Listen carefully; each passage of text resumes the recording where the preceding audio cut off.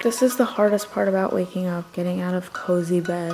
And why am I wearing cat ears, you ask? It's an after coffee discussion.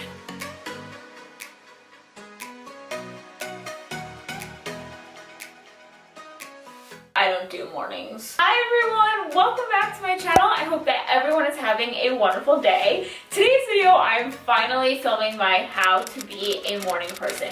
I get asked to film this video all the time because I'll be Snapchatting you guys and Instagram storing at like 5:45 a.m. and people are like, what time do you go to bed? So, before we get started, I actually filmed a video like this last year, how to be a morning person, and all of those tips are really good, but I just want to do an updated version because every year you learn new stuff and you try new things. A lot can change in a year. You know, you learn more tips and you learn a better routine and just kind of figure yourself out more, I guess. Basically, I'm going to show you how to be a better morning person. You know, a morning person without being cranky. Easy for you, you like the mornings. Not really, I had to train myself to be a morning person. I would ideally like to sleep till like 9 or 10. But I pretty much wake up at 5:30 every single day, and then on the weekends I'll sleep to 6:30. I'm gonna share all my tips and tricks on how to be a better morning person and not completely cranky. Okay, so tip number 1 is the most important. If you don't have this, none of the other tips will work, and that is the will, the drive, the motivation to get up out of bed. You have to ask yourself, what's the point? Why do I want to be a morning person? Is it because right now you're rushing to school or work and you just realize that's no fun? Maybe you have some major fitness goals that you're trying to achieve, or maybe you're starting your own business. These hours in the morning would really help you out. You have to find out what is your drive. So I was listening to a TED Talk recently, and I will put it in the description box. I definitely highly recommend checking it out. I liked being a morning person even before seeing this TED Talk, but then after I saw this talk, I was like sold. I was like, oh my god, I even more so want to be a morning person. And some of the things he was talking about, I'm just going to paraphrase here, but some of the things he was talking about is think about any goal you have achieved or goals that you want to achieve. They all require you to step out of your comfort zone and really give it your all. And sometimes you're going to have to do things that are uncomfortable. So if it's losing weight, you might have to start working out more, or giving up some of the bad junky foods that you normally like. You might have to start eating more healthy foods. So all of these major things we want to do in our life, all these great things we want to do, they require work from us. He was talking about how being a morning person is going to be uncomfortable in the beginning. We'd all like to sleep in a little more, but then when you get used to it and you make it a routine, you realize that you have more time for you have more time to kill these goals, to crush them, and overall plan your day before you get started. He really opened my eyes to see that waking up early in the morning is just like achieving any other goals. If you want to achieve greatness, you don't want to just be good, you want to be great. Anything uncomfortable in your life and anything that pushes you out of your comfort zone is usually a good thing. So I think of me 2 years ago when I started my fitness journey, when I started my YouTube channel, all of these things were uncomfortable to me. I didn't know what I was doing. I didn't know how to learn these things, and I didn't know what camera to buy, and I also didn't know what foods to eat. These were all really scary things that ended up being great. Think of things in your own life that you've had to step outside your comfort zone and didn't end up being an overall good thing. Yes. So just going over everything before we go into tip number 2 and all the rest of the tips, and that is, what is your will to wake up in the morning? Why do you want to do this? Why did you click on this video? You know, think about that. Why do you want to be a morning person? Okay, so tip number 2 is to prepare the night before. I will leave my full nighttime routine down below, but this is like the tail end of it. You know, when your makeup's off and you're in your cozy pajamas and you already ate dinner. So I like to light candles and be nice and relaxed. And I also like to make a to-do list for the next morning. I like to go to bed with a clean kitchen, and it just makes you feel more relaxed and less stressed about the morning. If you have too much stress about all the things you have to do, chances are you're not going to want to wake up and deal with the day. When you're preparing the night before, you actually have 2 options here. The first is you can go to bed early and then wake up early, or you could go to bed at your normal time. Whatever time you're currently going to bed, go to bed at that time. And the reason why I say that is because if you try to go to bed too early and you're not used to it yet, what do? You kind of toss and turn in bed and you don't fall asleep, and then you just lay there and then you end up staying up all night and it just doesn't work out. So don't do that if you're currently staying up like really late.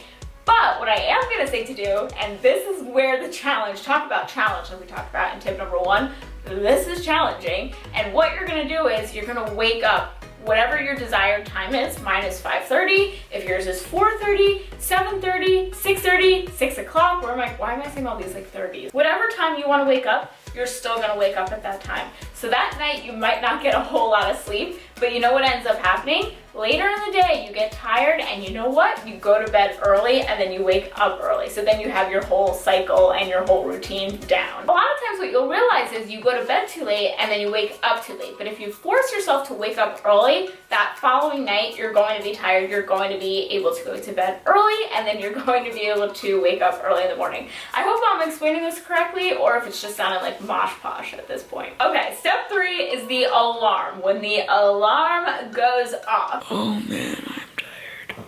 This is the hardest part about waking up, getting out of cozy bed. Like, we're so cozy. Hi, man. Are you up too? Look at that bed hair. Look at that bed hair. God, everything just blends. Oh, good morning. Good morning.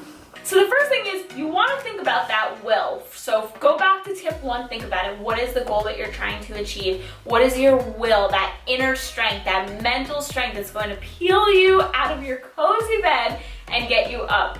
And then the second thing is you're going to need something exciting now. So as exciting as our goals are, those are near in the future. Like, I don't know when those are happening. So you need something that gets you excited now. And for me, coffee. That's what I always think, like coffee is downstairs waiting for me. And especially since I use a pot, you can smell it. So I brew it the night before, and then that way in the morning it goes off at the same time. And then the other thing with having a pot of coffee is if I wait too late, so if I sleep in, the coffee's gonna be cold. And then at that point, I could microwave it, but it tastes like weird. It don't taste right. I bet that gets me out of bed and my butt downstairs and having that coffee before it gets cold. Okay, so tip number 4 is to make your bed. So if you haven't seen this speech already, I will leave it in the description box along with the TED Talk that I talked about earlier. But this speech is amazing, and it's basically how making your bed every morning will actually change your life, and you can actually change the world by starting with making your own bed. So I know it sounds like so easy and like, what? Making my bed is gonna help me achieve like all my goals and help me save the world, and how is this gonna happen? So you have to watch this speech at the University of Texas, but I'm just gonna kind of paraphrase and talk about what I've learned from it and then my own tips. But basically what he was saying is that when you make your bed in the morning, that's one small task that makes you feel good. But he also gives some tough love, and he says, you know, if you can't do the small tasks like making your bed, then you're not going to be able to complete the bigger tasks in your life. So all these hopes and dreams and all these great things that you have in your head that you want to do, you can't expect that you're going to do that if you're going to skip over the small stuff. So to me, what I think of is waking up early in the morning. That's a small thing I can do. It doesn't cost any money, and it doesn't cost me anything. It's just something I can do in the morning. And then the second thing is making my bed, because I agree with that. It's just like with fitness. You know, I always tell you guys, you have to start small and then build up from there. Well, the same thing with your life and your goals.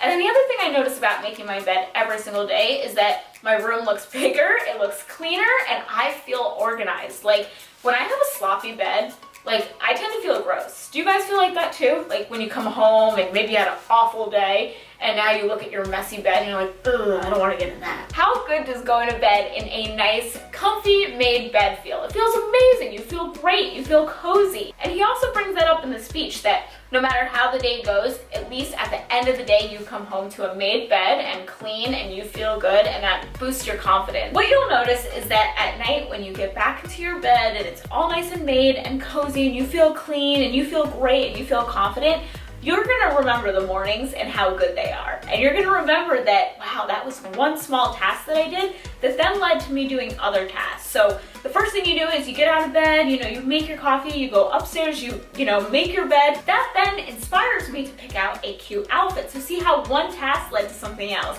And that's where he was going with this speech, that if you want all these great things in life, you have to start with the small stuff.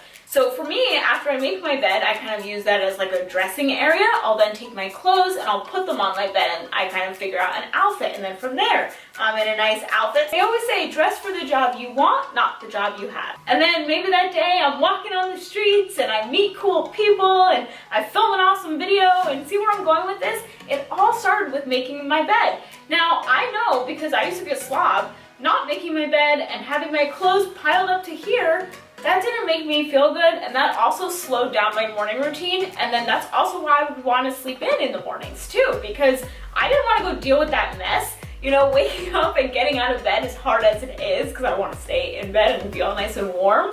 But now I have to go deal with like that mess in my closet and my gross bed. I'm sure I would then go downstairs to dishes that were piled up to here, and that would make you then not want to get out of bed, right? So just remember, one small change that you make in your life and one small task is actually going to lead to bigger changes, bigger and better things to come into your life. And my last tip is to work out in the morning. Even if all you have time for is a 4-minute stretch, or even just wiggling your fingers and wiggling your toes, do it. Get that blood flowing. And the reason being is you were just sleeping for like 8 hours, 6 hours, 7, whatever the case may be. You were just sleeping all that time to get that blood pump into our brain and to feel those good hormones. You know, working out makes you happy. So obviously we want to wake up happy. We don't want to be cranky. Somebody was asking me this, you know, how can I be a morning person but also be happy?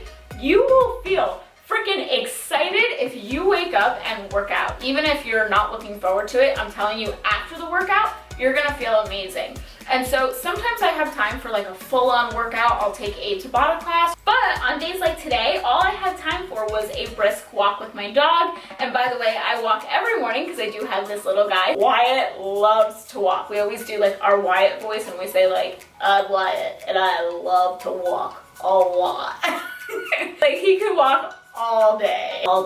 But this is just going to make you like mornings that much better, to the point where you're not going to be able to have a morning routine without this. So whether you're doing a quick little stretch or a workout routine and a full-on cardio session or pumping out at the gym, do something, get that blood flowing. So that is everything that I want to talk about in today's video. Comment down below, do you have any tips for being a morning person, or things that make you happy in the morning, or even your favorite coffee recipe? Comment them down below and I'd love to read through, and I'm sure others reading would love to read them too. I don't even know how to talk. So I love you guys so much. Have an awesome day and I'll see you guys soon.